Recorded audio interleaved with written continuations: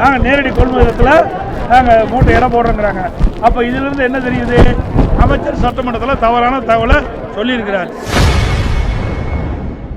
இடைவிடாமல் பெய்த கனமழையால் விவசாயிகளுக்கு இந்த தீபாவளி கண்ணீர் தீபாவளியாகத்தான் இருந்தது என எதிர்க்கட்சித் தலைவர் எடப்பாடி பழனிசாமி அவர்கள் கொந்தளித்துள்ளார். தஞ்சை, திருவாரூர் உள்ளிட்ட டெல்டா மாவட்டங்களில் மழையால் பாதிக்கப்பட்ட நெற்குவியல்களை வேட்டியை தூக்கிக் கொண்டு ஆய்வு செய்த அவர் இவ்வாறு விவசாயிகளின் வேதனைகளை பிரதிபலித்துள்ளார். 2000 மூட்டை அரசு நேரடி கொள்முதலத்தில் கொள்முதல் செய்தா சொன்னார்.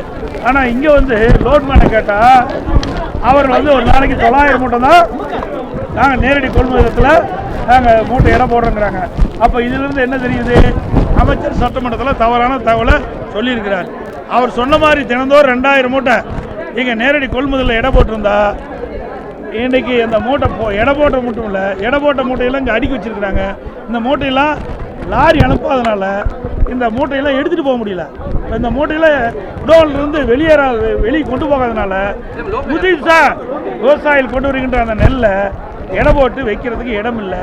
கிட்டத்தட்ட 15 நாளாக இந்த காட்டூர் பயிலுக்கின்ற மக்கள் தங்கள் நிலங்களில் விளைந்த அந்த நெற்பயிரிலிருந்து இந்த நெல் மணிகள் எல்லாம் மூட்டை பிடிச்சி இன்றைக்கு பல மூட்டைகள் மழையில் நனைஞ்சி முளைச்சிருக்குது. சாலையில் நெல்மணிகள்லாம் குவிச்சு வச்சு முளைஞ்சிருப்பதா நேரடியாக உடைய செய்தியாட்டி சொன்னாங்க. இதை பார்த்துங்க. விவசாயிகள் கண்ணீரோட இன்றைக்கி அப்படி வேதனை தெரிவிக்கிறாங்க. இந்த தீபாவளி கண்ணீர் தீபாவளியாக விவசாயிகள் ஆகிட்டது. செய்திகளை உள்ளது உள்ளபடி தெரிந்து கொள்ள ரெஃப்ளெக்ட் நியூஸை சப்ஸ்கிரைப் பண்ணுங்க.